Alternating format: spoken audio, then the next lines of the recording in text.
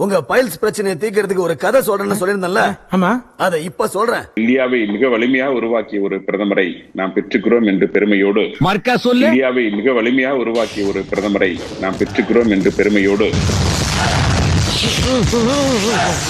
யாராவது மேல அதிகாரி ஊமத்துல எங்க இருக்கா ஒரு கலவரத்தை வித்தியாசமா அடக்க போயிருக்காரு சொல்லு. முதலமைச்சர் பேசுற செய்தி நான் கேட்டேன். இனிய சகோதரர், பாசமிகு சகோதரர் கரூர் மாவட்ட தலைவர் செந்தில் பாலாஜி அப்படின்னார். அப்படியே ஷாக் ஆகி போச்சுங்க. இதே 2016 இதே கரூர் கூட்டத்தில் பிரதமர் நரேந்திர மோடி அஜித் பவாரை குறிப்பிட்ட மாதிரியா?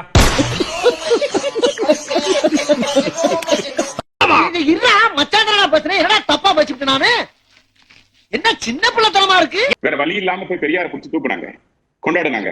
அதுதான் இன்னைக்கு முப்பெரு விழாவாக இன்றைக்கு மாதிரி நடந்து கொண்டிருக்கிறது. வரலாறு. இது நாகராஜ் அவர்களுடைய கருத்து, இது வரலாறு இல்ல. ஆனா இப்ப பெரியார் வந்ததுல பாஜகவுக்கு என்ன எங்க சிக்கல் வந்துச்சு? எங்களுக்கு சிக்கல் இல்லைங்க. இன்னைக்கு மோடி பிறந்த நாள் வந்து இந்தியா முழுவதும் கொண்டாடப்படுகிறது.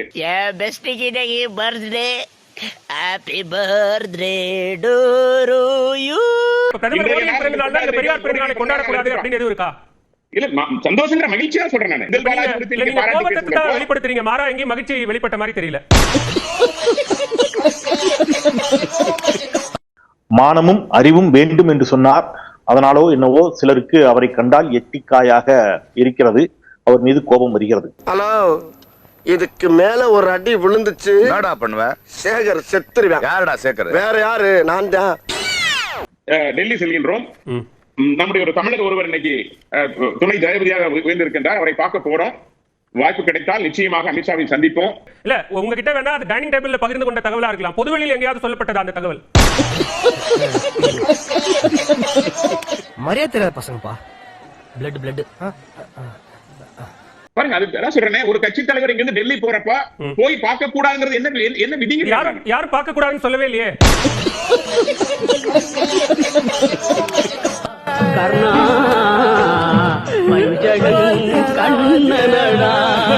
மொழின்னு சொன்னீங்க. நான் கேட்கிறேன், ஒரு தமிழ் பல்கலைக்கழகம் திமுக ஆட்சியில் தூக்கப்பட்டதான் கேட்கிறேன். ஒரே ஒரு பல்கலைக்கழகத்தை தூக்கியவர் எம்ஜிஆர் அவர்கள்.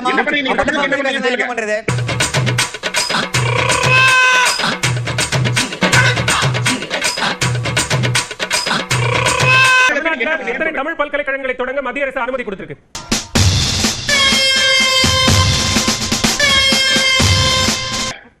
தமிழ் என்று பேசுகின்ற நீங்கள் இன்னைக்கும் கூட தமிழ் கட்டாய பாடம் இல்லை.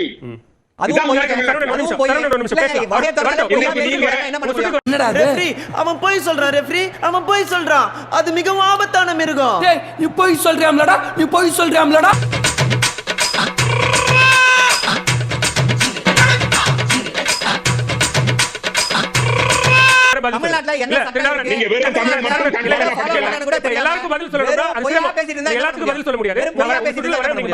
இல்லைன்னா ஒரே வீட்டுல 15 வருஷமா இருந்துகிட்டு அந்த குடும்பத்தை ஏமாத்திக்கிட்டு தின்னுக்கிட்டு வாழ முடியுமா?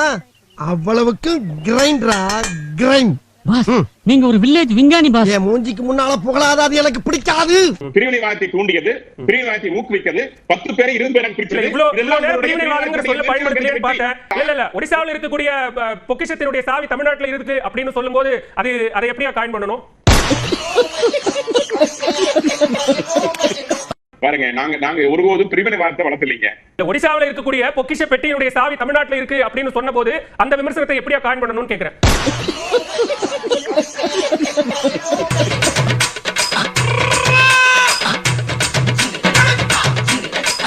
இங்க எந்த கும்பனாலும் அதிமுகவை அழித்து விட முடியாது. நாங்க தன்மானத்தோடு சுயமரியாதையோடு கட்சியை நடத்தி கொண்டிருக்கிறோம். யாரையும் இங்க வந்து கட்சியை கபலீகரம் செய்ய விட மாட்டோம்ங்கறத உறுதியா ஒவ்வொரு இடத்திலும் சொல்லிட்டு தான் இருக்கிறாரு. யாரு? முதலமைச்சர் எடப்பாடி பழனிசாமி. எடப்பாடி சொல்லிட்டு இருக்காரு.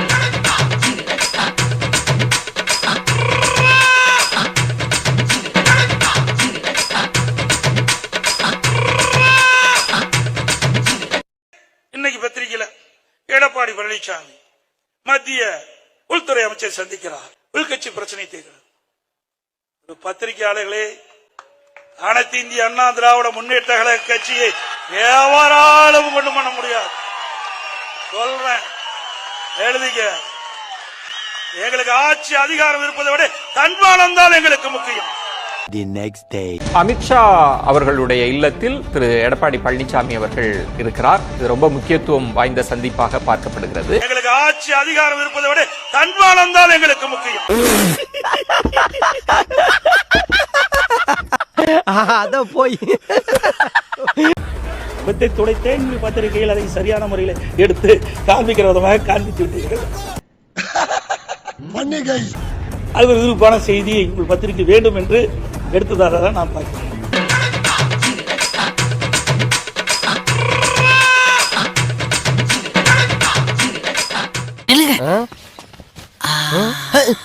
இப்ப போங்க.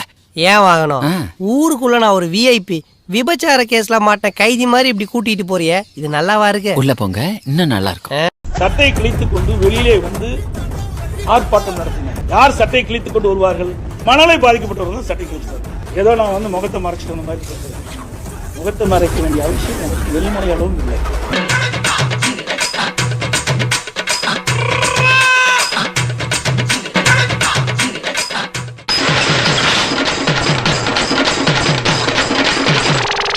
அப்படின்னா நமக்கு ஒரு அடிமை சிக்கிட்டான்டா.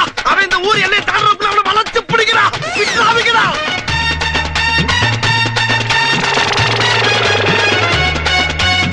ஆனா என்ன புரியாத விஷயம்னா, கருணாநிதி அவர்கள் முதலமைச்சராக அமர்ந்ததுக்கு அப்புறம் மண்மொழி மானத்துக்கு திமுகவுக்கு என்ன சம்பந்தம் இருக்கு? ஊழல் வழக்கு வரக்கூடாதுன்னு சொல்லி கச்சத்தீவை திமுக தரவாத்து கொடுக்கும். அதை நாங்க மீட்கணும். அவர் யார் தெரியுமா? யாரு? கச்சத்தீவை பத்தி தொடர்ச்சியா ஆண்டாண்டு காலமாக ஊடகவாதங்கள்ல ஒரு பொய் பரப்புரையை வைத்து வருகிறார்கள். வந்துட்டியா ஐயா, வந்துட்டியா? சொன்ன மாதிரியே வந்துட்டியப்பா. 1971ஆம் ஆண்டு இலங்கை அரசு கச்சத்தீவை சொந்தம் கொண்டாட தொடங்கிய பொழுதே கச்சத்தீவு தமிழ்நாட்டிற்கு சொந்தமானது என்று ஆதாரங்களை திரட்டுவதற்கு சட்ட பேராசிரியர் எஸ் கிருஷ்ணசாமி தலைமையில் ஒரு குழுவை போட்டு ஆதாரங்களை திரட்டியவர் கலைஞர்.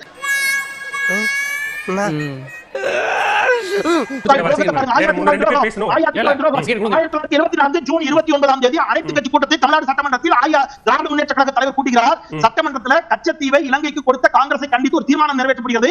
அந்த தீர்மானத்தை அனைத்து கட்சிகளும் ஆதரித்தன. ஒரே ஒரு கட்சியை தவிர, அது அஇஅதிமுக. அந்த கூட்டத்தில் அதிமுக வெளியில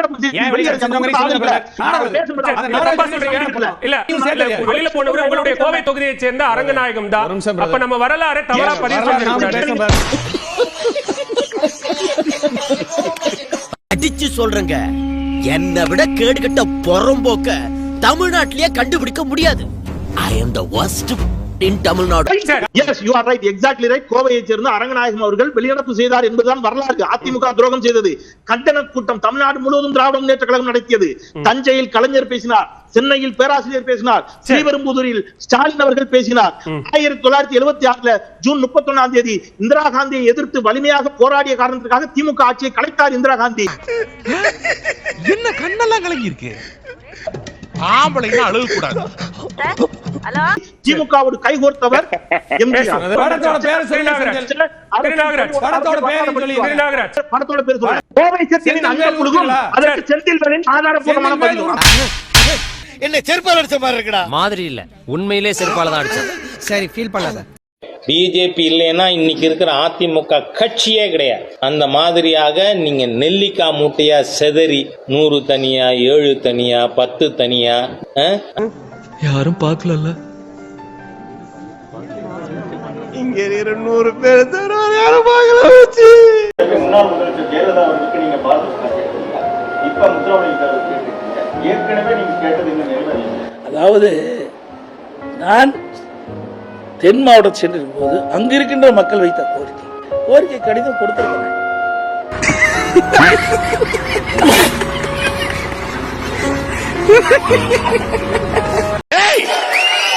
பைத்தியக்கார பொண்ணு, பைத்தியக்கார பையன் மகனே, பைத்தியக்கார பையல முட்டாப்பட. எதனால டாக்டர் இப்படி ஆச்சு? சின்ன வயசுல இஷ்டத்துக்கு அரைப்படல் அடிச்சா இந்த மாதிரி ப்ராப்ளம் வரும். இப்ப ஒரு கண்டிஷன். இப்ப என்னை பாரு, மீன் பிடின்னு சொல்லு, மீன் பிடிக்கணும், குளத்தொழில். ஆடு மாடு வளர்க்கணும், குளத்தொழில்.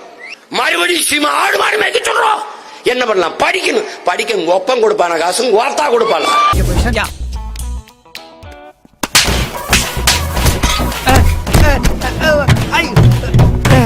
ஆட்டத்தை பாருங்க, என் புண்ணாக்க பாருங்கன்னு. என்னடா ஆட்டத்தை ஆட போற? என்ன ஆட்டம் ஆட போற? பரதநாட்டியம் ஆட போறியா, குச்சிப்புடி ஆட போறியா? கொலுசு வாங்கி அப்புறம்டா பெங்களூர்ல இருந்து காலில் கட்டிட்டு நல்லா ஜல் ஜல்னு எல்லாருக்கும் கேட்குற மாதிரி ஆடு.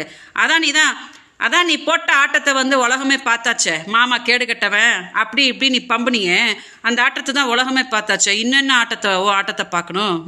மக்களை முட்டாள் நினச்சு நிற்கிறியா? சித்தப்பா அவமானம் தாங்க முடியாம தூக்கில தொங்கிட்டானா? அந்த நாய் அப்படி எல்லாம் பண்ணாது. என்னைக்கு நீ வந்து என்னைய பாலியல் தொழிலாளின்னு சொன்னியோ அன்னைக்கே உன்னோட அரசியல் வாழ்க்கை முடிஞ்சிச்சு சீமான். என்னோட பாவம் உன்னை சும்மாவே விடாது.